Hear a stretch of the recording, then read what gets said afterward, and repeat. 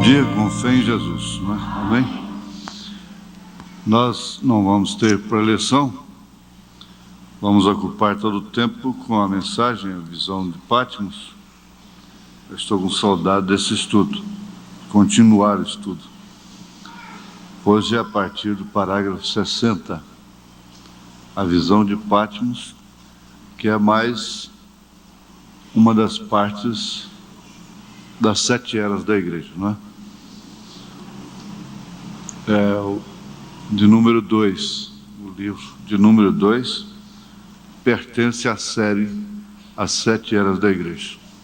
Nós vamos ficar de pé, vamos ler a Bíblia. Hebreus capítulo 4, verso 12.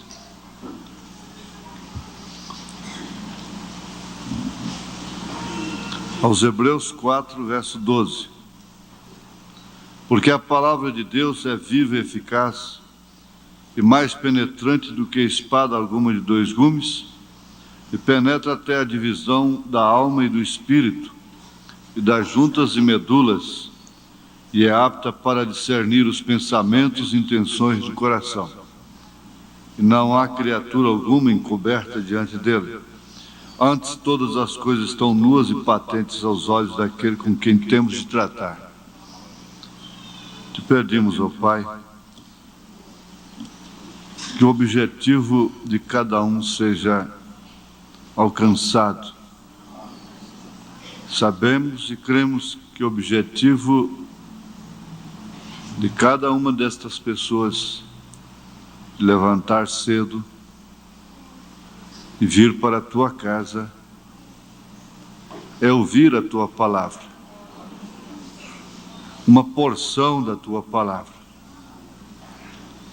É o pão nosso de cada dia, que o Senhor nos dá hoje, sempre perdoando as nossas dívidas, se podemos afirmar, como nós perdoamos aos nossos devedores. Sendo assim, o Senhor não nos deixará cair em tentação e nos livrará do mal. Em nome de Jesus Cristo. Amém. Assentai-vos.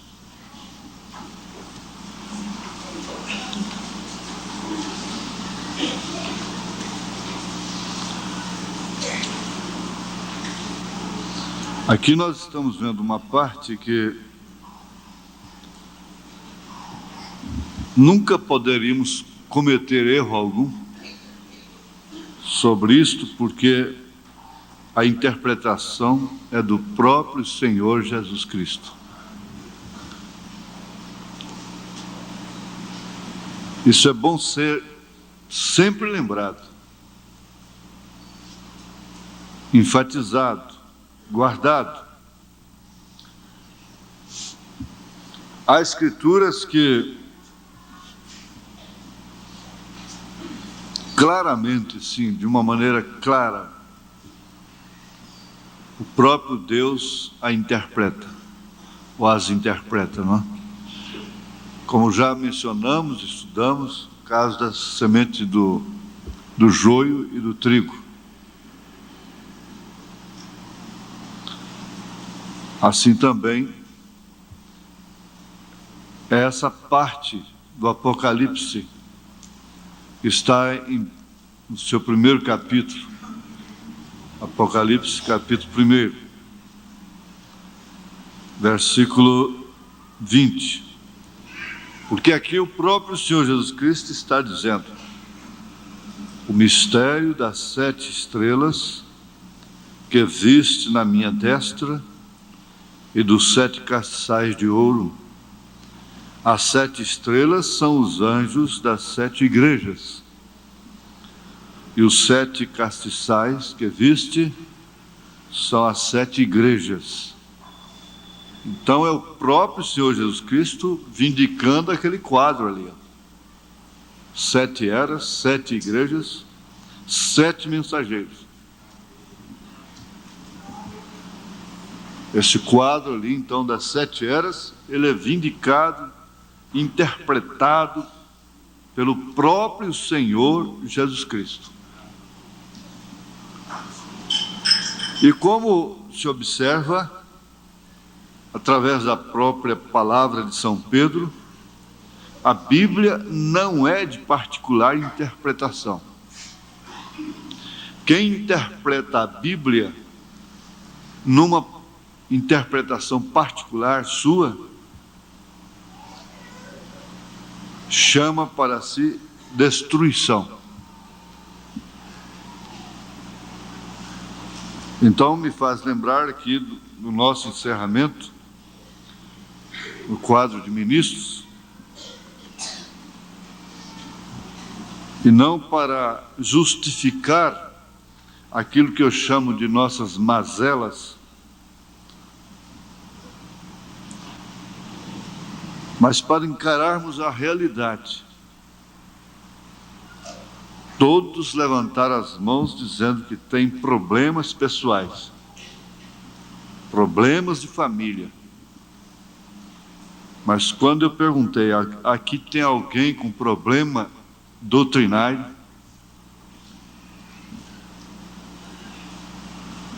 Com doutrina fornicária, doutrina errada, interpretação? Tem problema dessa natureza? Nenhum levantou a sua mão. Agora, isso é muito profundo e muito importante para toda a igreja, não resta dúvida. Porque, sem dúvida alguma, um homem pode ensinar a verdade para o povo e depois ele mesmo vir a ser reprovado. Por isso Paulo disse que açoitava o seu corpo. Isso quer dizer, sujeitava o seu corpo, seus desejos, seus direitos, para que depois de pregar a muitos, ele mesmo não viesse a ser reprovado.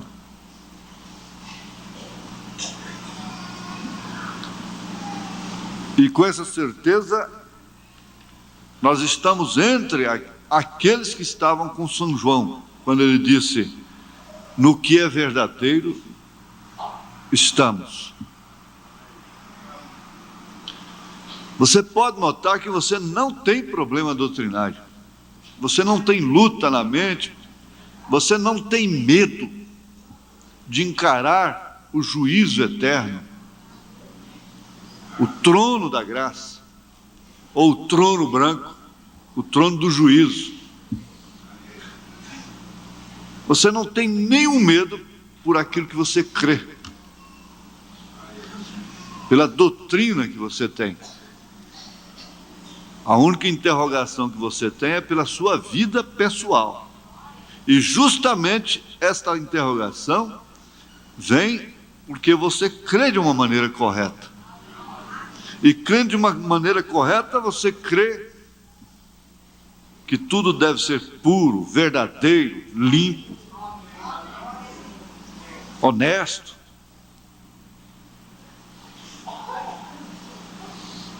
Porque se você não cresce de uma maneira correta, você não carregaria tais reprovações. Porque a falsa doutrina cauteriza a consciência. Não tem como conciliar a vida humana nas condições do tempo em que estamos vivendo com a doutrina sã, sadia dos apóstolos e do profeta que Deus nos enviou para esta era. Não tem como.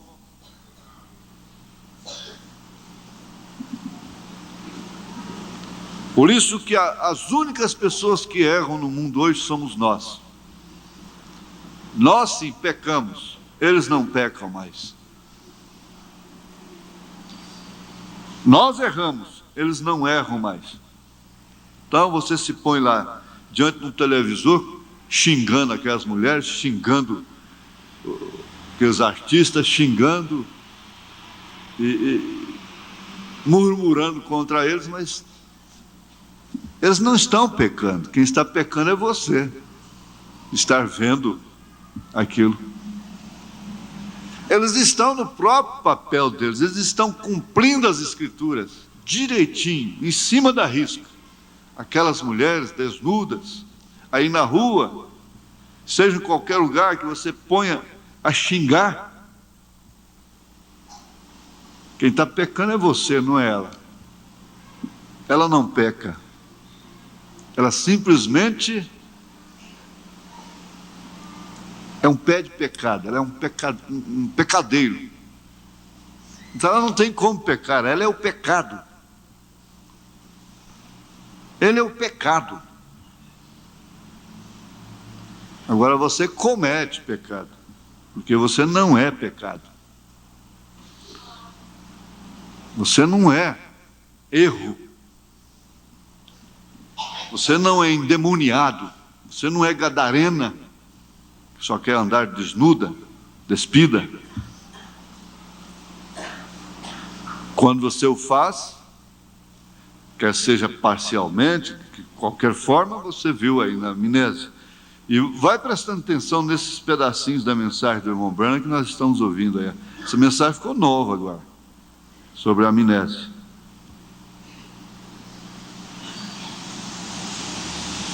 Então, o profeta comentou aqui, isso que nos deixa bastante seguros.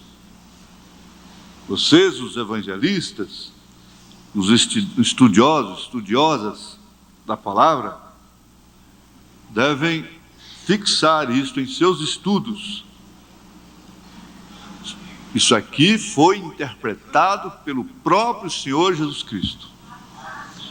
E somente o profeta de Deus podia nos mostrar isto.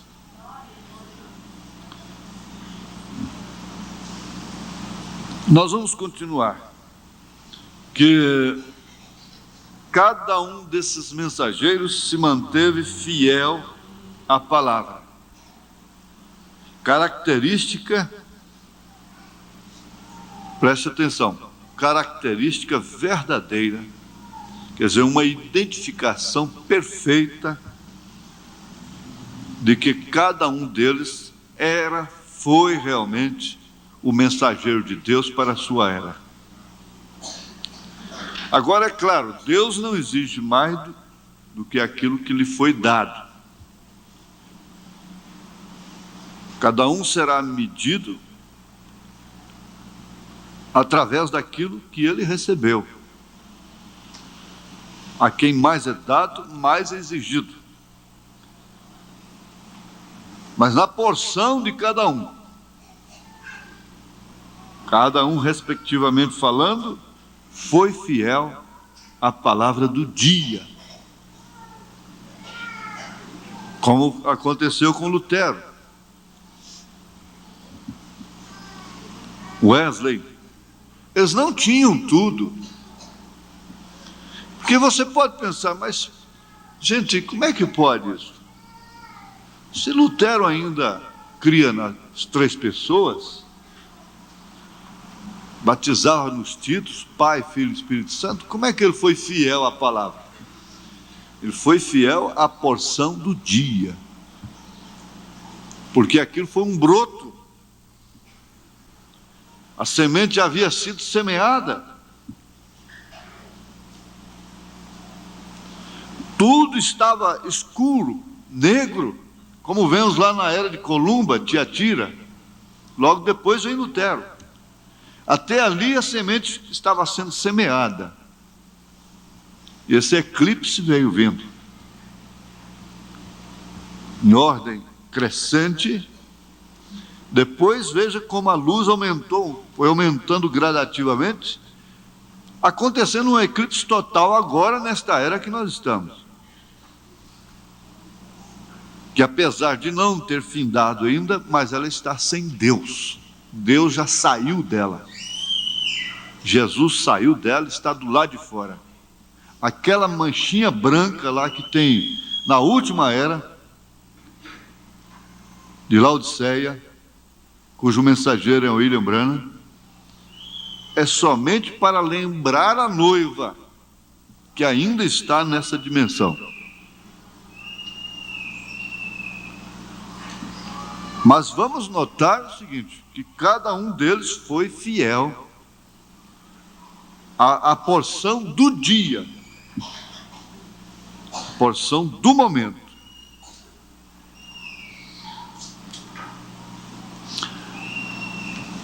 Foram firmes. Eles foram firmes em sua lealdade à luz original, de acordo com a mensagem do dia, da hora. Lutero, por exemplo, para causar um impacto tremendo, que rasgava a contradição e chamava sobre si uma perseguição terrível, uma abertura de um selo, causando um distúrbio enorme. Ele pregou apenas que a salvação era de graça, só isso. Esse foi um impacto, porque até então, entre aspas, a salvação era comprada, tinha que ser comprada, tinha que ser negociada, tinha que ser comprada do Papa. Roma vendia a salvação através de indulgências.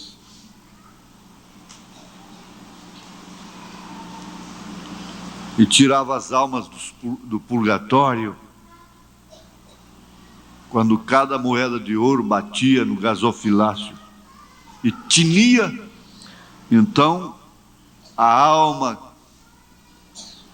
favorecida pelo parente que jogou aquilo lá dentro recebia o seu alívio lá no fogo do purgatório.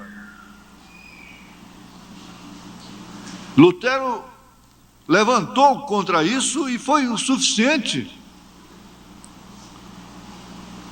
para viver essa porçãozinha da palavra. Note isso, preste atenção. Para viver essa pequena porção da palavra, que apenas a salvação era pela fé, Lutero, quando estava com pressa demais, ele orava 15 minutos antes de sair. Isso porque já tinha passado a hora dele sair. Para viver a mensagem que a salvação era de graça. Agora, para viver a mensagem de hoje, eu não sei como seria. Como seria, hein? Para viver uma porção daquela, no momento que estava com mais pressa, ele orava 15 minutos mais, no mínimo.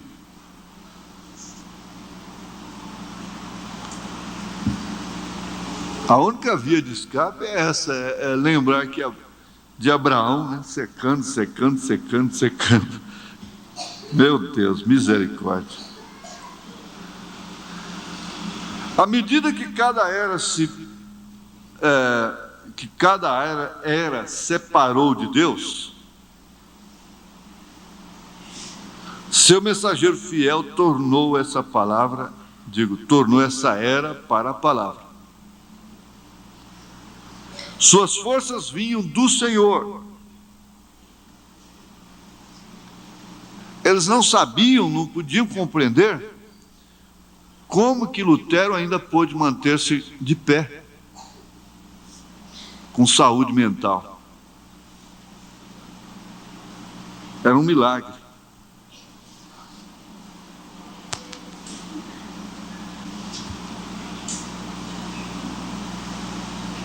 Ora, gente, hoje o pregador mostra, amparado pela Constituição, não lhe acontece nada. Ele mostra quem é aquela igreja, dá os nomes para ela que ela merece, que ela tem na Bíblia, grande prostituta e tanta coisa.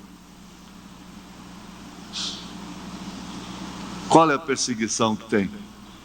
Mas naquela era, olha, veja, só de Galileu dizer que a terra era redonda, o Papa mandou matar.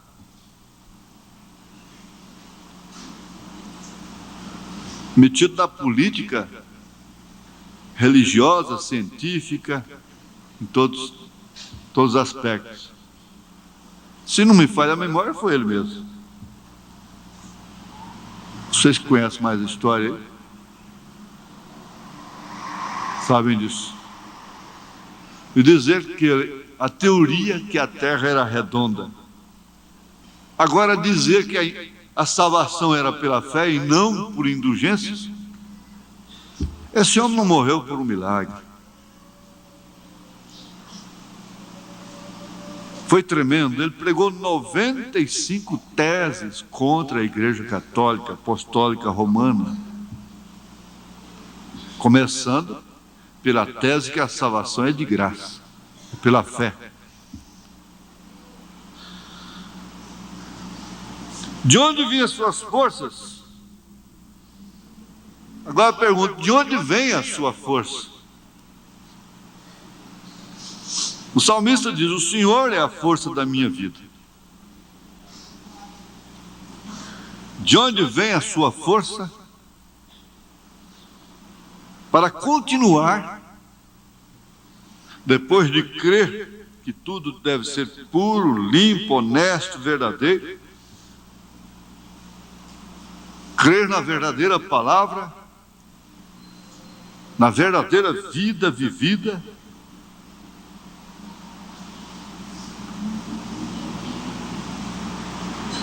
de onde vem sua força de ainda permanecer na comunhão, na palavra, depois de encontrar tantos males em si que contrariam a sua fé, que contrariam aquilo que você crê. Ele diz, suas forças vinham do Senhor, ou eles nunca haveriam podido resistir à maré, porque aquilo era muito forte. Estavam seguros em seu cuidado, no cuidado do Senhor, seu com S maiúsculo, né? Estavam seguros no cuidado do Senhor, porque nada podia tirá-los de sua mão, porquanto está escrito, as 7 estrelas são os anjos das 7 igrejas. Antes, porém, o mistério das 7 estrelas, que é visto na minha destra, no meu poder, na minha mão direita. A direita de Deus quer dizer poder, destra.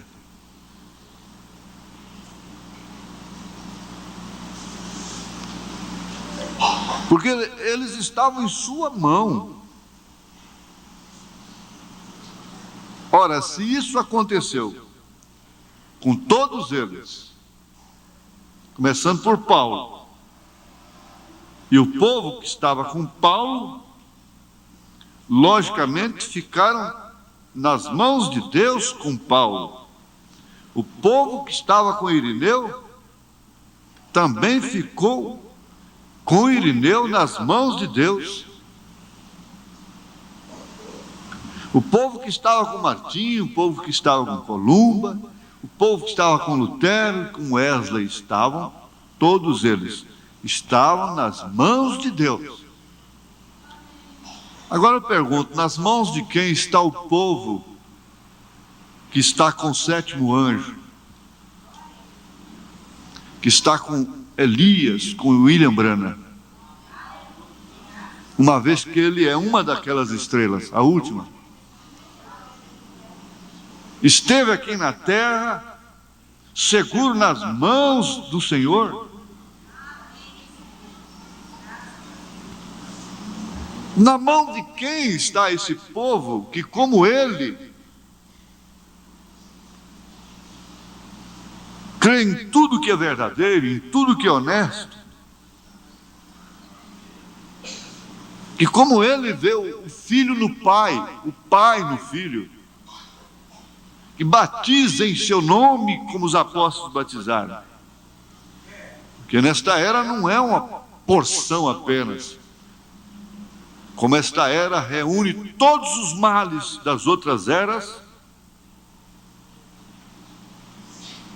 também todas as porções que foram vivificadas da verdade estão concentradas na mensagem.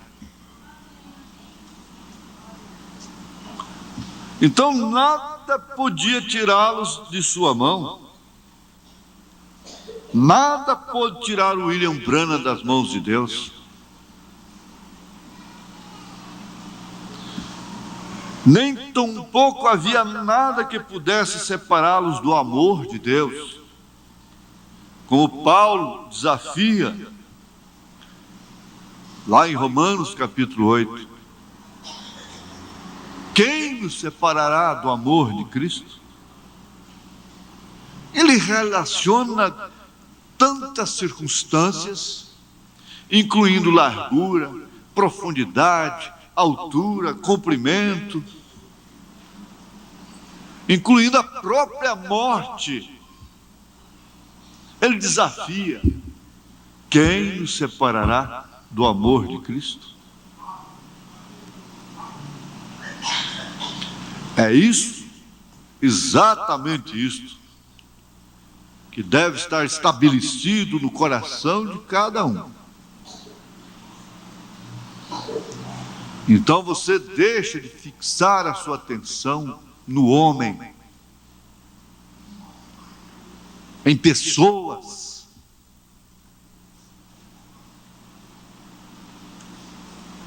O alvo deixa de ser humano. Porque se você fixa a sua atenção no homem, diz o profeta, o homem vai ser um tropeço para você, mais cedo ou mais tarde. E você, por fim, vai também se decepcionar consigo mesmo. Porque todos aqueles que marcham somente com a sua atenção fixada no homem,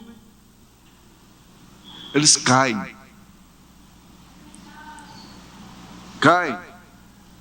Mais cedo ou mais tarde caem. Não é só no homem que está na frente, os homens que estão dos lados também. As pessoas, as mulheres, as coisas. Aquilo que Pedro viu ao seu lado, depois de andar heroicamente em direção de Jesus. Está aí também ao seu lado, inclusive a humanidade. A humanidade. Nós estamos vivendo o último degrau da decadência humana. Como comentava sobre o casamento.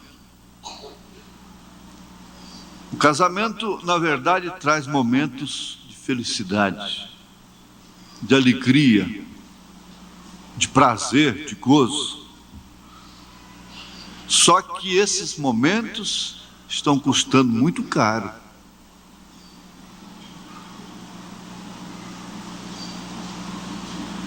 Para se ter um filho, tem um prazer. Por pouco tempo, por poucos dias.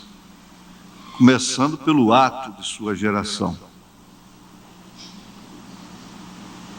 Mas daí só preocupação, cuidado, depois desobediência, ingratidão,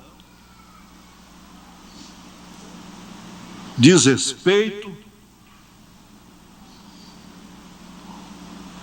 Paga-se muito caro para uma mulher. Para manter uma família tem que pagar muito caro para uma mulher. Eles já disseram aí que uma mulher tem que ganhar por ser esposa, por ser mãe, por lavar vasilhas, por lavar roupa, ela tem que ganhar. Tem preço. Ah, mas que preço! Tem que se pagar caro para sustentar um lar, um nome. Isso vira uma chantagem. A mulher também paga muito caro. O preço do casamento é muito caro hoje. Em troca de poucos momentos de prazer, tem que se chorar muito, tem que se orar demais, a ponto de Jesus dizer que o maior inimigo do homem seriam seus próprios familiares.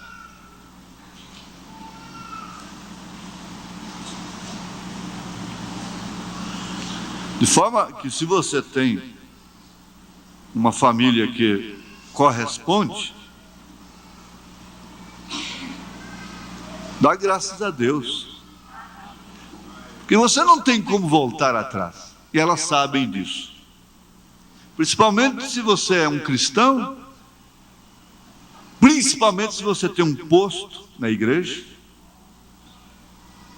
A chantagem é inconsciente ou consciente, não se sabe.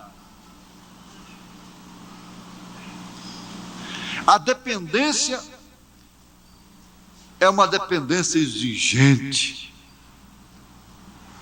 cobra caro, é de alto nível. Todo dependente deveria conformar-se com o mínimo, mas quanto mais dependente, mais exigente. A criança exige de uma maneira inocente. Então, quando ela não está lá fora, queimando gasolina, e para cima, para baixo de carro, e outras coisas que não se sabe o que estão fazendo, ela se torna aquelas coisas dependentes, gastadeiras.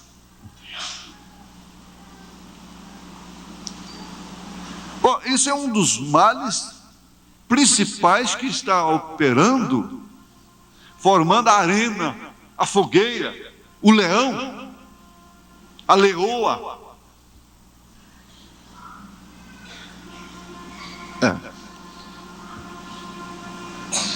Isso, você pode, eu tenho dito, você pode rodar uma fita, tivesse condição de rodar uma fita, para uma moça, sobre o que ela vai passar com aquele homem. De todos os modos ela vai se casar.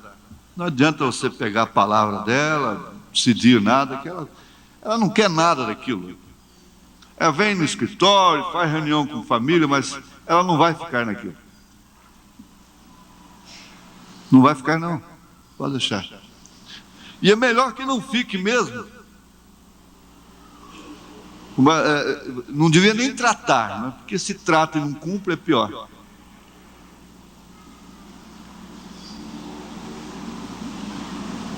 A mesma coisa é ele. Pode mostrar tudo. Mas afinal de contas, tem que se casar com alguém. Né? Tem que se casar com alguém. Agora, com quem será? Seja com quem for, se você casar com um anjo, você vai pagar o preço. Porque essa é a arena da era, da hora. Começa exatamente aí. Não se trata de masoquismo, de complexo, de psicose, de opinião formada, não é isso não. Isso não vai de maneira alguma mudar o quadro, todos continuarão se casando, mas Paulo sabia disso. Ele disse: pela minha vontade nenhuma de vocês se casaria. 1 Coríntios 7. Depois ele condenou aqueles que proibiam o casamento. São falsos os que proíbem o casamento. Ele falou do outro lado da coisa. Eu queria vos poupar, vos poupar.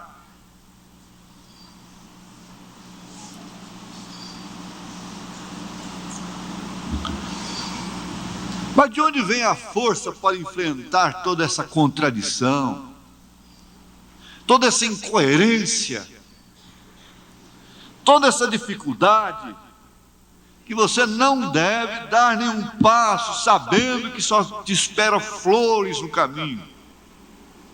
Não, não se iluda. Jesus disse: no mundo tereis aflições, mas tenha bom ânimo. Isto quer dizer, a minha força vai com você. Se você pode evitar alguns galos na cabeça, minha filha, evite. Se você pode evitar alguns galos na cabeça, evite.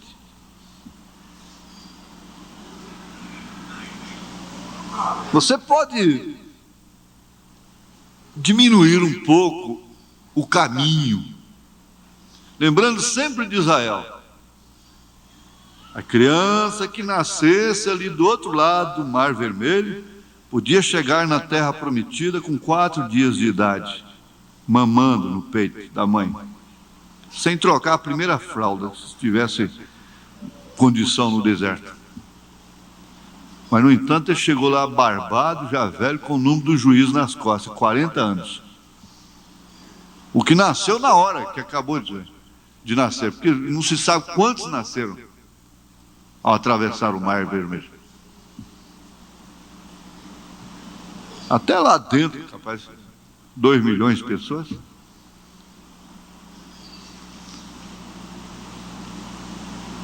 Chegou lá com o número do juiz nas costas, 40 anos. Quando podia ser 4 apenas. 4 dias. Dias, não 4 anos, 4 dias.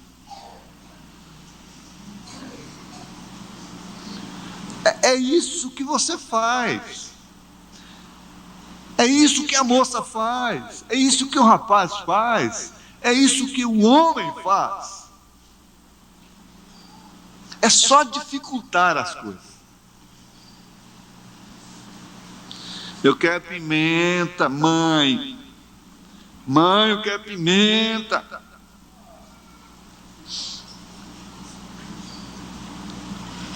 Você quer pimenta? Então toma pimenta. Toma.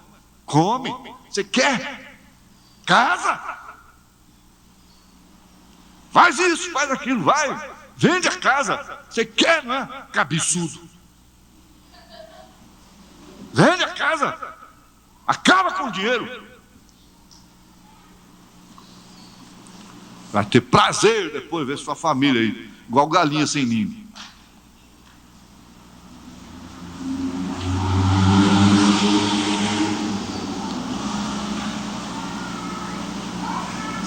Mas eles estavam seguros em seu cuidado, porque nada podia tirá-los de sua mão. Aqui eu me lembro aqui agora de Romanos. Romanos não. Aonde é? Romanos 8 já citei, não é? É São João 10. São João 10. Eu nunca dei conta de citar esses. Eu gosto sempre de ler. Muito bom. 10, versículo 27. As minhas ovelhas ouvem a minha voz, e eu conheço-as, e elas me seguem. Dou-lhes a vida eterna, e nunca hão de perecer.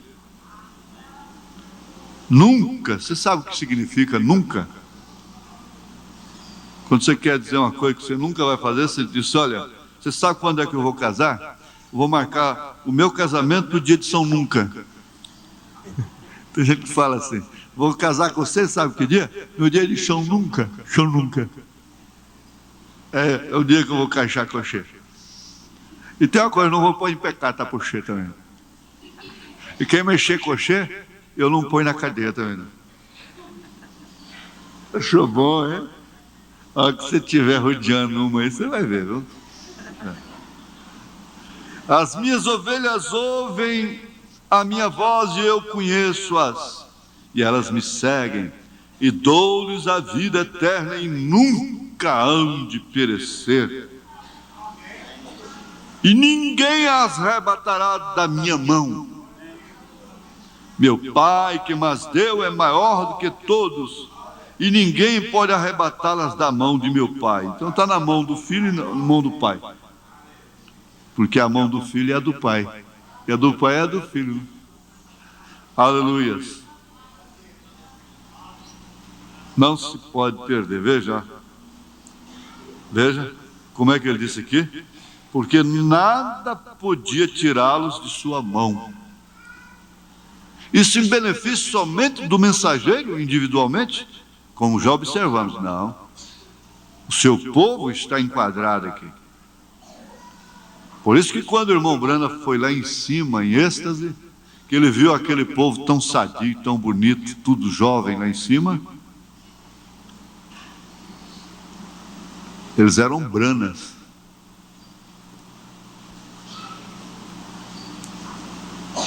E eles responderam a uma voz só, todos eles, que eles estavam confiados no que ele havia ensinado.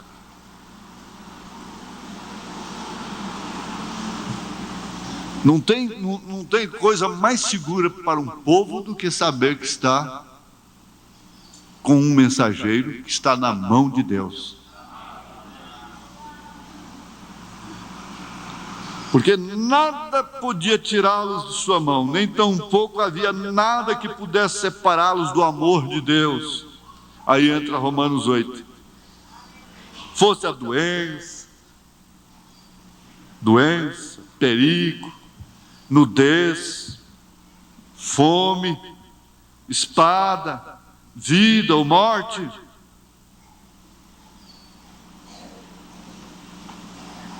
Hein? Eles estão verdadeiramente rendidos a Ele, ao Senhor, e guardados por sua onipotência. O poder de Deus não é em função de si próprio. Sua onipotência não é em função de si próprio. É em função do seu corpo também. Eles não tinham temor da perseguição que vinha por seu caminho. Não. Dor e desprezo somente eram motivos para dar glória a Deus de que eles foram contados dignos de sofrer por Ele. Nós não podemos dar uma florzinha dessa de beirada de muro. Tinha umas florzinhas antigamente, hoje não tem mais, porque não tem mais jeito, não. Elas nasciam assim nas beiradinhas do muro. Talvez tenha sido aquilo que aquela menininha pegou lá e desafiou aquele ateu. Você não pode dar uma florzinha mais para ninguém, que o outro já está com inveja, já está murmurando, em vez de ficar satisfeito, ficar feliz por aquilo. Agora, a dor, o desprezo, somente eram motivos para dar glória a Deus de que eles foram contados dignos de sofrer por Ele.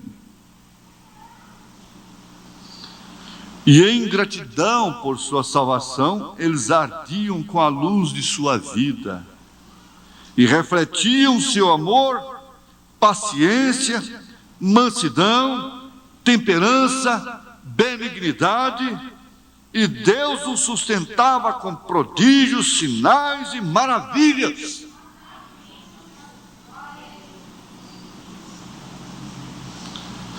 Eles foram acusados de ser fanáticos e quantas coisas mais. Foram denunciados por organizações e postos em crítica. Porém, se mantiveram fiéis, todo o tempo fiéis. à palavra. Não é difícil manter-se fiel a um credo. Isso é fácil, ser batista, ser presbiteriano, ser pentecostal, ser católico. Manter-se fiel a um credo é fácil. Porém, isso, fiel à palavra de Deus, é uma coisa muito diferente.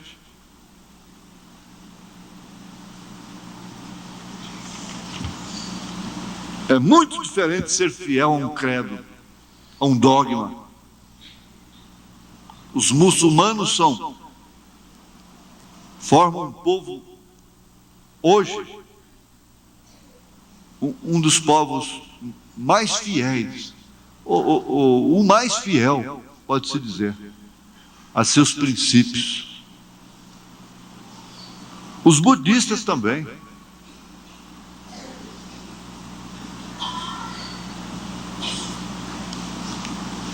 Porque não é difícil manter fiel a um credo, a uma doutrina de homem. Agora, a doutrina de Deus, esta é diferente. Ela sempre foi impossível para o homem, como Pedro disse. Nesse caso, ninguém se salva, porque se a condição do homem em relação ao casamento, a mulher é essa aí, então ninguém vai se salvar, ele disse. Ele diz, Pedro, o que é impossível para os homens, é possível para Deus. Foi o que eu disse, como parece que o pastor Juvenal destacou, a coisa sempre tem um casamento na frente. O primeiro problema que Israel enfrentou ao atravessar o Mar Vermelho foi casamento e divórcio. Se não tivesse havido murmuração ali, partindo da própria irmã de Moisés, que era Miriam, quando ele tomou aquela mulher cusita, etíope, se não tivesse havido murmurações ali, a coisa teria sido completamente diferente, o resto delas. Mas começa exatamente com o casamento e divórcio. E foi já exatamente o casamento que trouxe o dilúvio sobre a terra. O casamento que crucificou a Cristo. E o casamento está trazendo fogo sobre a terra de novo. O casamento errado. Do homem com a mulher, da igreja com o Estado. Eu vou parar mais cedo um pouquinho. Não faz muito, um homem me disse que a Igreja Católica Romana tinha que ser a igreja verdadeira, porquanto ela se havia mantido fiel ao que cria através de todos esses anos, e que não havia mudado, somente havia crescido. Isso não é certo, de maneira alguma. Qualquer igreja que está sustentada pelo governo e que tem seu próprio credo, que de maneira nenhuma é a palavra, e que não tem nenhum ministério manifesto que provoca o diabo, a coisa é essa. Seguramente ela poderia continuar. Ela teria que ser forte. Forte assim, tendo ouro e tendo prata. Porque eles dizem que Pedro foi o primeiro papa. Mas a contradição começa por aí. Pedro batizava em nome do Senhor Jesus Cristo. Pedro não aceitou Cornélio ajoelhar-se aos seus pés e adorá-lo, beijar seu anel que ele não tinha. Pedro não teve uma coroa de ouro, tríplice. Pedro tinha sogra, era casado. Portanto, Paulo depois fez menção que ele levava a sua mulher. Ele disse, só eu que não tenho direito, todos eles podem levar suas mulheres, e eu não posso.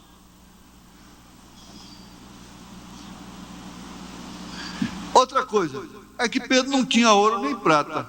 Quando ele foi orar por aquele aleijado lá, aquele paralítico, há 38 anos, ele disse, eu não tenho ouro nem prata, mas o que eu tenho, isso te dou, em nome de Jesus, levanta. Então é um paradoxo. muito grande.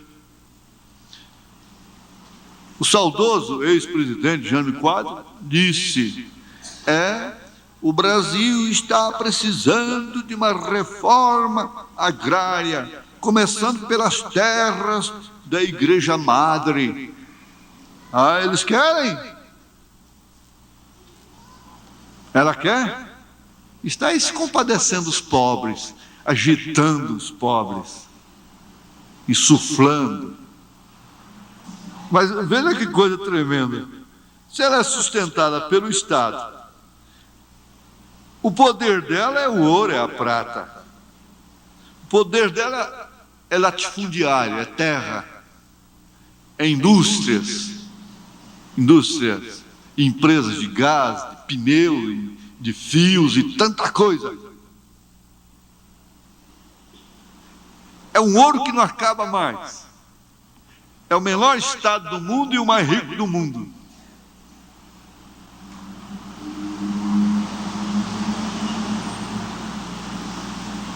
Então é claro que ela tinha que continuar, como todo governo continua.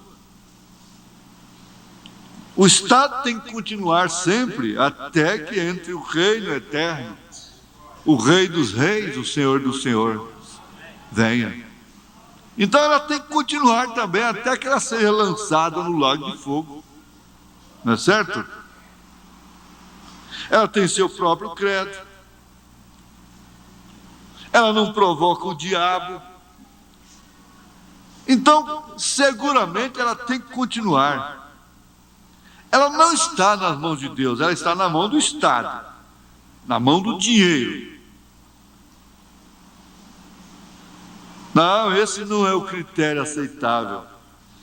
Porém, quando você pensa do grupo pequeno, cujos membros foram cerrados, Hebreus 11, entregues aos leões, perseguidos e expulsos para cá e para lá, e com tudo isso se mantiveram fiéis à palavra, isso definitivamente teria que ser Deus. Aí sim.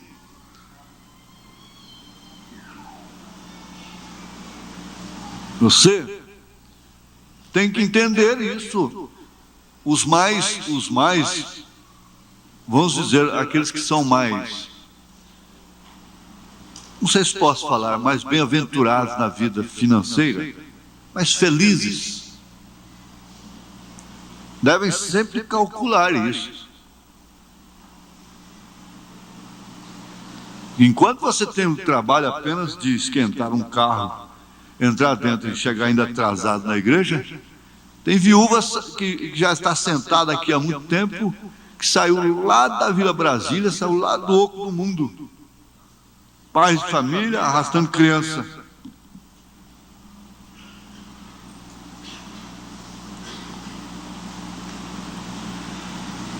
Isso definitivamente tem que ser Deus. Tem que ser Deus, porque meios não é. Há muitas igrejas por lá.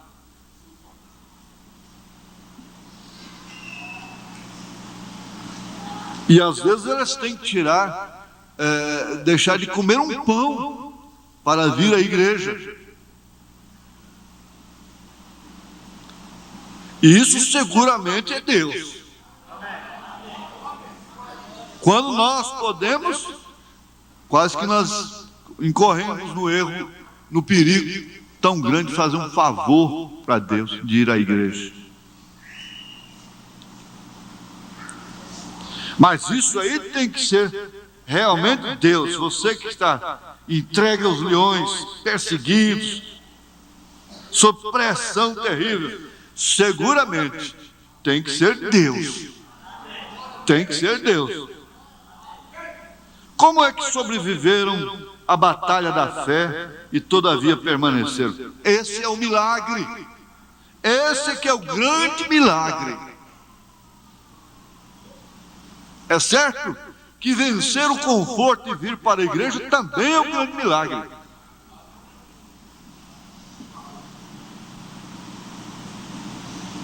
Está certo. Esse consolo não é unicamente para... agora chegou. Chegando aqui eu posso encerrar. Esse consolo não é unicamente para os mensageiros das 7 eras da igreja. Sim. Todo verdadeiro crente está nas mãos de Deus. Aleluia. Eu já tinha anotado aqui São João 10. Aqui de lado. Todo verdadeiro crente está na mão de Deus. E pode experimentar de seu amor e poder e receber o benefício completo de tudo que Deus é para o crente. O que Deus dá ao mensageiro e como abençoa e usa é um exemplo para todo crente de sua bondade e cuidado para com todos os membros de seu corpo. Amém. Fiquemos de pé, o pastor Elias vai terminar. Você é um pregador do Evangelho também, e você está aqui por uma boa causa. Você não está doente, você está em necessidade e você quer um avivamento pentecostal para começar em sua igreja. Todos nós queremos isso. Vamos todos